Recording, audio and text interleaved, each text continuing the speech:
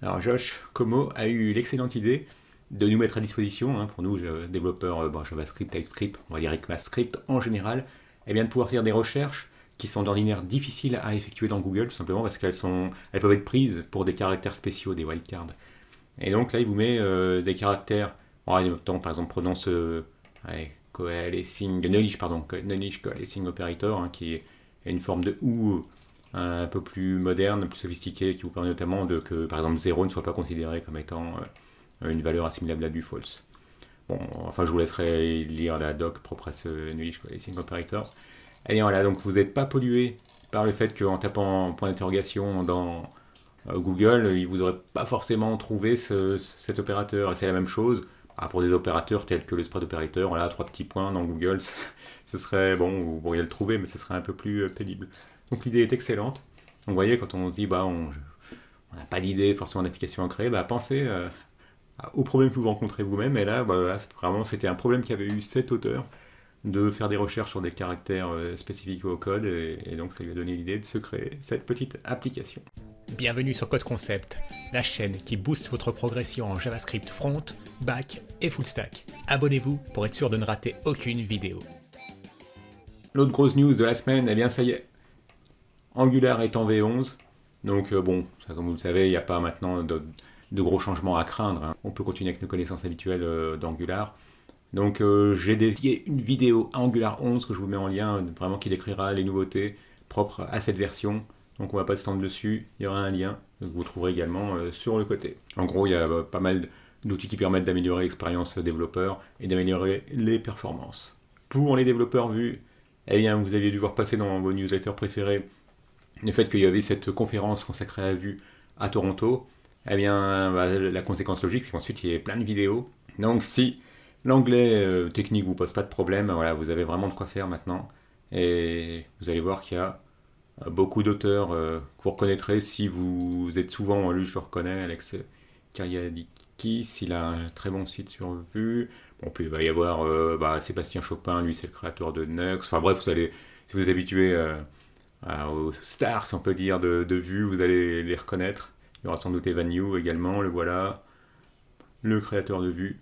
Donc faites-vous plaisir avec cette VueConf Toronto. Pour les développeurs qui développent sous Windows, vous avez cette Windows Terminal Preview qui a apporté quelques nouveautés, notamment vous voyez le fait que vous pouvez, bon c'est pas indispensable mais c'est marrant, avoir un fond d'écran maintenant dans votre PowerShell, les liens vous pouvez cliquer dessus, bon je vous laisserai découvrir la chose, après vous pouvez ajouter des options pour tout ce qui est son, les emojis, etc. Bon voilà, j'ai pas encore joué avec les différentes options, celle-ci peut être utile pour pouvoir panner, zoomer.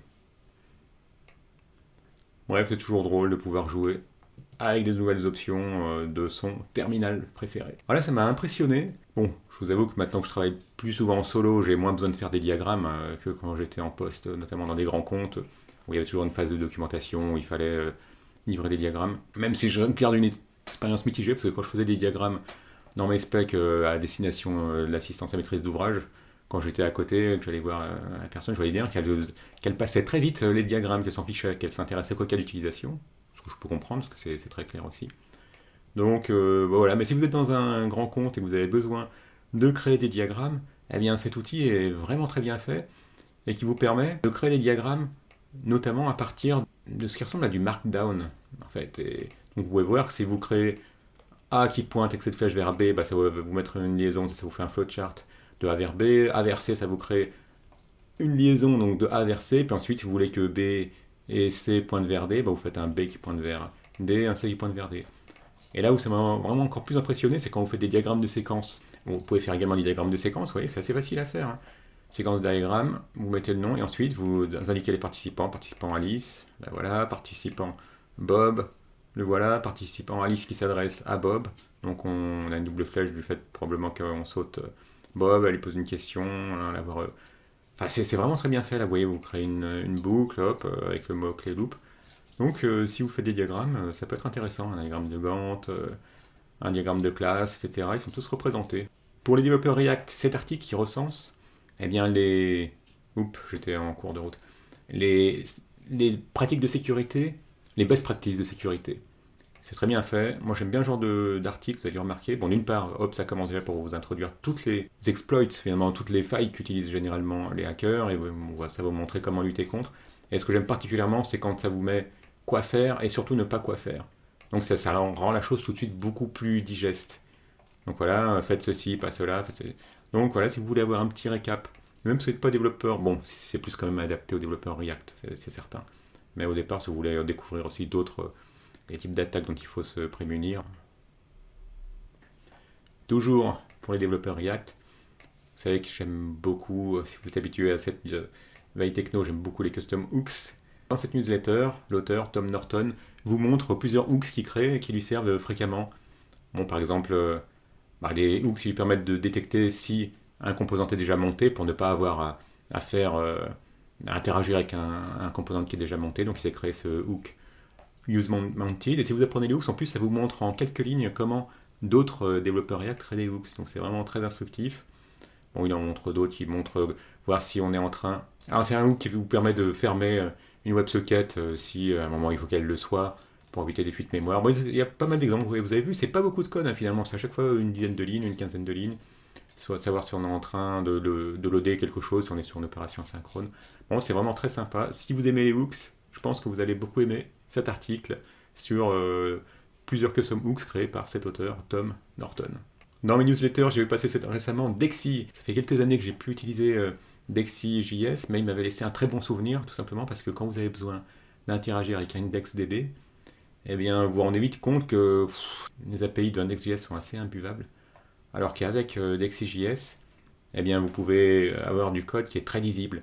Donc vous avez vu là un exemple pour voir comment vous créez une base de données. Il suffit simplement d'instancier une nouvelle instance de Dexy en lui donnant le nom de votre base.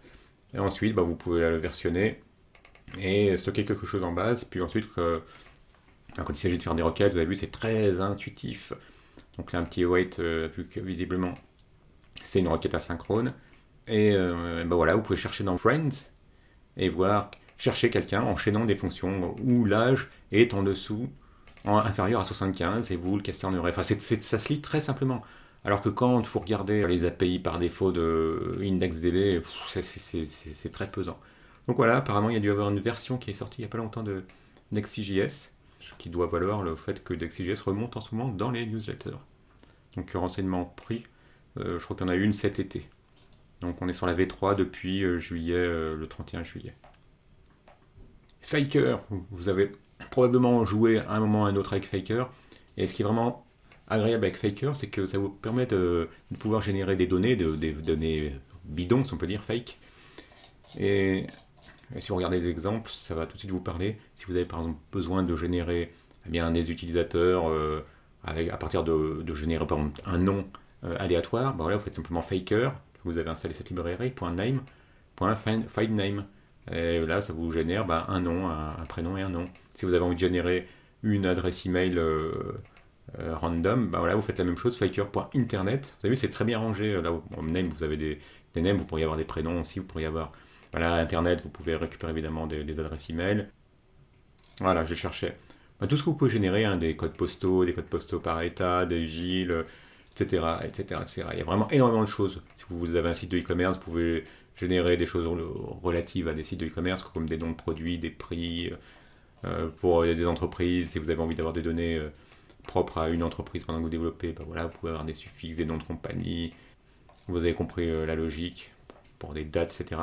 Il se trouve que cette librairie est très populaire, très utilisée, mais qu'en fait l'auteur en a marre parce que il n'est pas aidé, et donc il a poussé un coup de gueule en disant c'est simple, soit vous participez, soit vous aidez, soit vous forquez.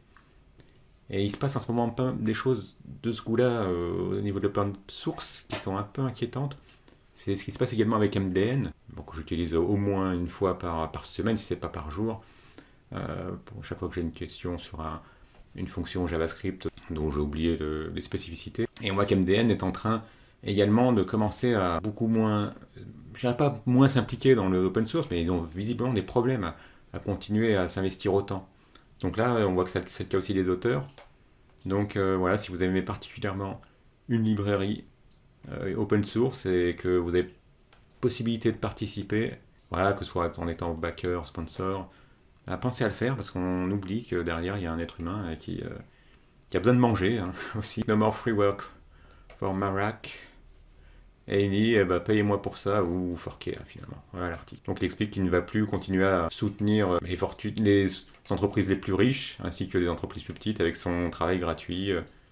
Il n'y a rien de plus à ajouter. Et donc il dit de manière un peu humoristique, c'est votre chance pour vous de m'envoyer un contrat avec six figures, donc avec 5 zéros et un chiffre, hein, donc de 100 000, 200 000 $, ou de forquer le projet pour que quelqu'un d'autre travaille dessus. Bon, c'est une bonne piqûre de rappel hein, que derrière l'open source, il y a des développeurs qui prennent sur leur temps et qui ne voient pas forcément de retour, même de clients qui auraient les moyens de participer ponctuellement.